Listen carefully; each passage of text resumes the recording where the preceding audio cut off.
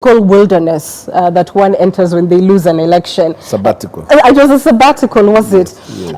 And here you are now being a man who seems to be courted by almost everyone except the deputy president. How does it feel now to be the blue-eyed boy in the Rift Valley? I'm not sure. I don't know what blue-eyed means. Only that I'm back to my element. You're back in your element. Yes. And I mean, obviously, you ran for the Bomet seat and lost, and to a formidable woman, the late Dr. Loboso.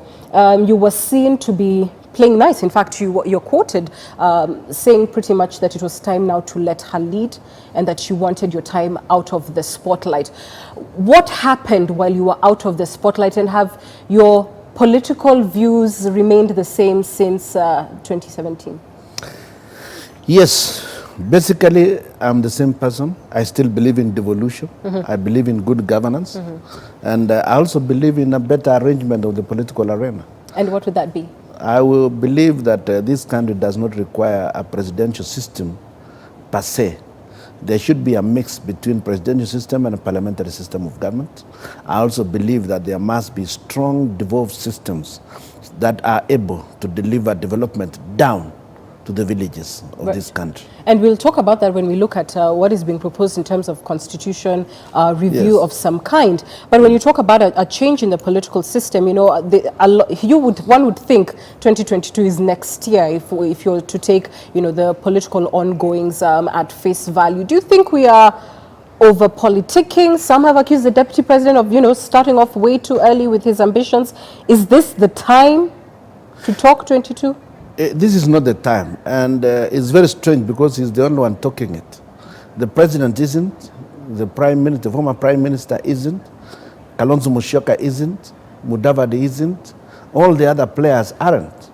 Except Raila Odinga, who recently talked about a tsunami coming to wipe Tanga off pretty much the face of the earth. Well, but he has not been as active as the deputy president. And basically, I'm in agreement with what the president said just after the elections, that in spite of the dissatisfaction with the way the elections were conducted, we needed to give Kenyans peace. We needed to allow Kenyans to develop. We need to allow children to grow. We need to allow them to go to school. We must not participate in events that can lead to the loss of children like baby Pendo.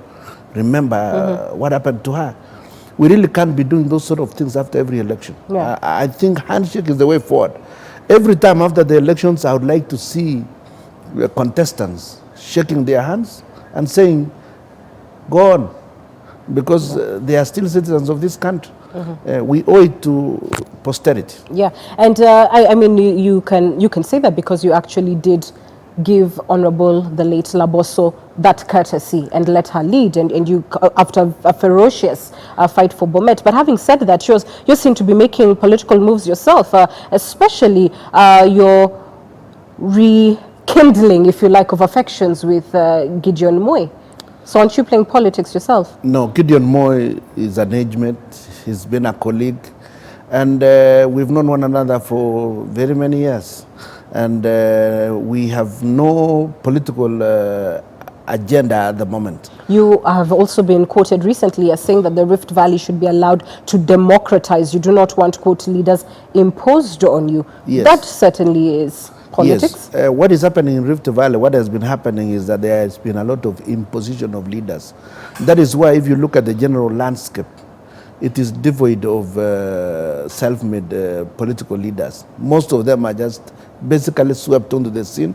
Once they are there, most of them are basically clueless. Who's imposing them on the people of the Rift Valley? There is a political status quo that tends to push in individuals. And who are the members of the political status quo? I don't have to name them. This is punchline, you certainly do. You're referring to the deputy president, aren't you? They are well known on the political arena. You're saying the deputy president has positioned his people in the Rift Valley and imposed them on the will of the average citizen. Yes, that's my view. That is your view. That's my view.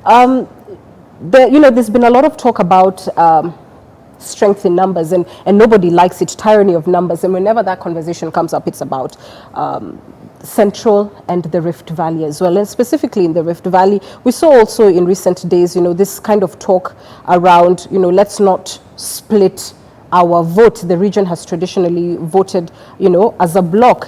Do you see that your efforts and your call for democratization really will become the contest between possibly Gideon Moi and the deputy president in terms of who is the supremo of the region?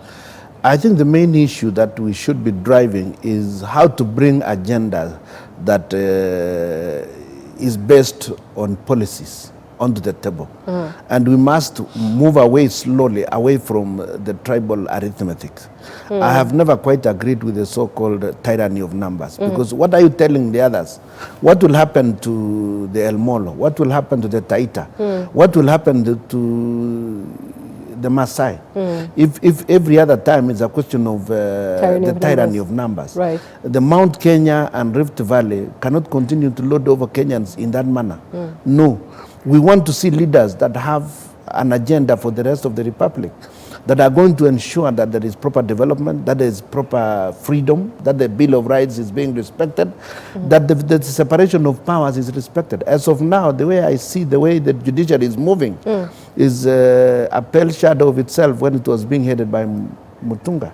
How do you mean? Is slowly playing ball with the executive. With the executive. What makes you say that? I have seen a lot of cases being refused hearing. Recently, we saw, for example, the one of Mao. They have not been heard for the last 2 months. And yet this is a very critical agenda that deals with the human rights, that deal with the Bill of Rights. But no one is listening to them. And we'll talk about the Mao, because you've been very vocal on it. But just as we